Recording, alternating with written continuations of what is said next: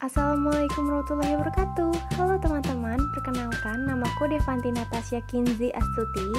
Aku mahasiswi dari Universitas Indraprasta PGRI, Program Studi Pendidikan Fisika dengan NPM 2017 42 50050. Di video kali ini, aku akan melakukan percobaan bioakustik mata kuliah Fisika Medis. Yuk disimak ya teman-teman. Semoga bermanfaat. Oke, jadi sebelum melakukan percobaan, lebih baik kita mengetahui dulu tentang materi bioakustik. Pertama, apa sih yang dikatakan bioakustik itu? Apakah kalian sudah mengetahuinya? Kalau belum, simak ya videonya. Jadi, bioakustik itu berasal dari kata bio dan akustika, di mana bio ini artinya adalah hidup dan akustika itu berarti kajian getaran dan bunyi. Dapat disimpulkan, bioakustik ini adalah suatu perubahan mekanik terhadap zat gas, zat cair, atau zat padat yang sering menimbulkan gelombang bunyi atau getaran-getaran bunyi. Sebelumnya, pada pengertian bioakustik terdapat kalimat bahwa bioakustik ini dapat menimbulkan gelombang bunyi.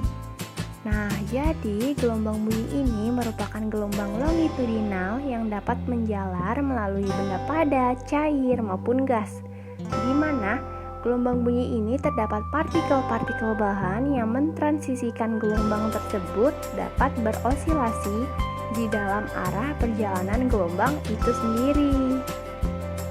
Yap, bising. Bising adalah bunyi yang tidak dikehendaki sebagai akibat aktivitas manusia atau karena alam. Bunyi dinilai sebagai bising sangatlah relatif. Misalnya, adanya musik di tempat-tempat umum seperti tempat live musik. Nah, di mana tempat tersebut ini bagi pendengar yang biasa datang ke tempat live musik itu tidak akan merasakan hal suatu kebisingan. Namun sebaliknya, jika pendengar yang datang itu adalah pendengar yang tidak biasa datang ke tempat live musik, nah pendengar tersebut ini akan merasakan suatu kebisingan.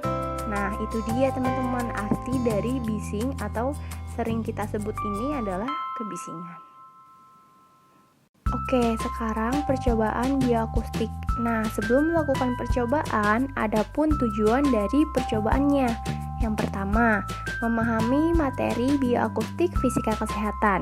Yang kedua, menentukan nilai intensitas bunyi yang dihasilkan pada sebuah kebisingan. Yang ketiga, mengukur tingkat kebisingan pada suatu sumber bising dalam waktu tertentu.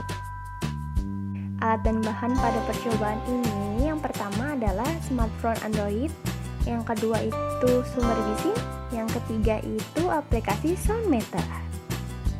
Nah, sekarang langkah-langkah percobaannya ya. Yang pertama, pastikan smartphone Android dalam keadaan aktif. Lalu, unduh aplikasi Soundmeter terlebih dahulu di Play Store.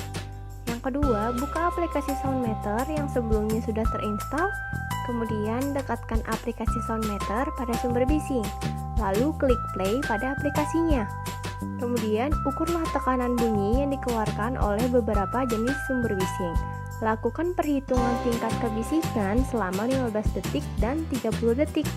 Kemudian catat hasil data pada tabel percobaan. Lalu, riset hasil data yang didapatkan pada percobaan 1.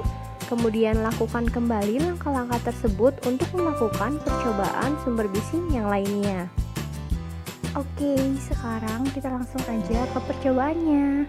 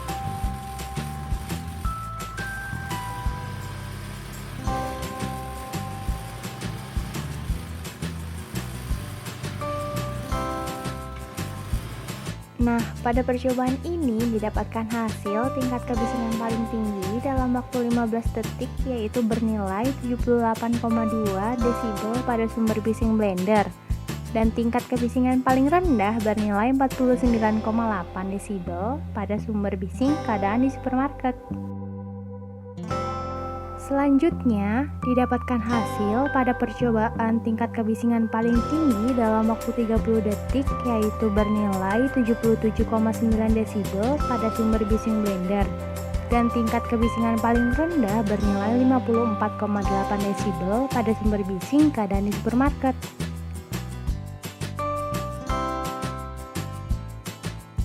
Jadi, dapat disimpulkan pada percobaan bioakustik ini bahwa sumber bising blender memiliki nilai taraf intensitas yang paling tinggi dan sumber bising keadaan di supermarket memiliki nilai taraf intensitas yang paling rendah selama waktu 15 detik maupun 30 detik. Sekian percobaan bioakustik yang saya lakukan, kurang lebihnya mohon maaf, semoga bermanfaat. Stay safe teman-teman. Wassalamualaikum warahmatullahi wabarakatuh.